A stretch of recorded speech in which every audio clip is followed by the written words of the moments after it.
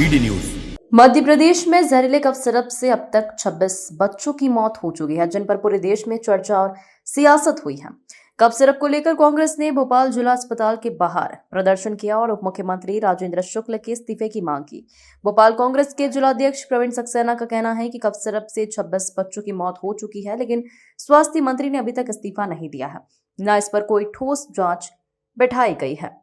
वहीं भोपाल के सीएमएचओ मनीष शर्मा का कहना है कि कांग्रेस ने कफ सिरप को लेकर ज्ञापन दिया है, उसकी जांच की जाएगी। भोपाल के जिला अस्पतालों को लेकर कहा कि जिस तरह से स्वास्थ्य विभाग के निर्देश हुए हैं, 2 से 5 साल तक के बच्चों को कफ सिरप नहीं दिया जाएगा।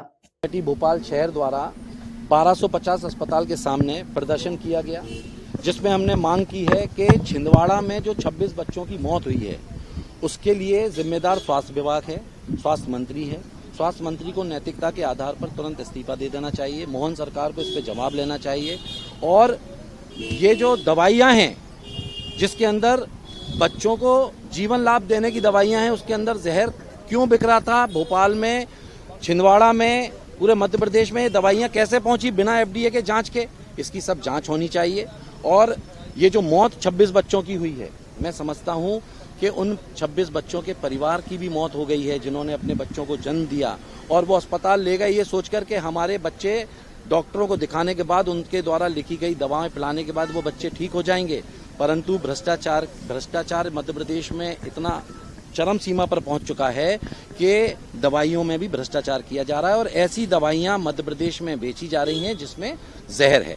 आज हमने 1250 के सीएमएचओ को एक ज्ञापन भी दिया है कि जिस तरह की घटना जो है वो छिंदवाड़ा में हुई है, वो घटना भोपाल में ना हो, उसके लिए हमने ज्ञापन दिया है और उनको कुछ पॉइंट्स दिए हैं। उन्होंने हमको आश्वासन दिया है कि इस पर वो ध्यान देंगे और निर्देशित भी करेंगे सभी लोगों को कि इस तरह की घटना भोपाल में किसी भी हॉस्पिटल में नहीं। देखिए, आप दोषी किनको मानते हैं? दोषी आप उनको मानते हैं जिन डॉक्टरों ने दवाइयां लिखी, उनको तो पता नहीं था कि अंदर दवाई के अंदर क्या है।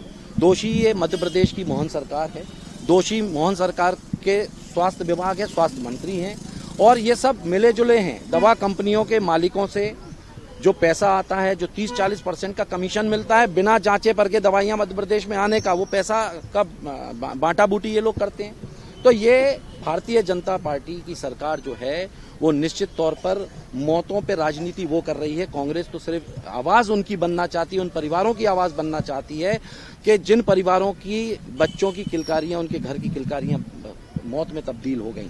हम उनकी आवाज बनके सरकार को चेताना चाहते हैं और बताना चाहते हैं कि मोहन यादव जी, आप जागिए और आपकी तरफ पूरे मध्य प्रदेश की जनता टिकटिकी लगा के देख रही है कि जो 26 मौतें हुई हैं उसमें आप क्या कार्रवाई कर रहे हैं। आपको तुरंत जो है स्वास्थ्य मंत्री का इस्तीफा मांग लेना चाहिए, तुरंत उनको बर्खास्त कर देना चाहिए और ये मैसेज देना चाहिए कि मध्य प्रदेश में अगर इस तरह की कोई भी घटना घटेगी, कोई भी भ्रष्टाचार होगा, दवाइयों में जहर मिलेगा, जीवन से खिलवाड़ होगा, तो उसको बख्शा नहीं जाएगा। परंतु ये सरकार उनको बचाने का काम कर रही है।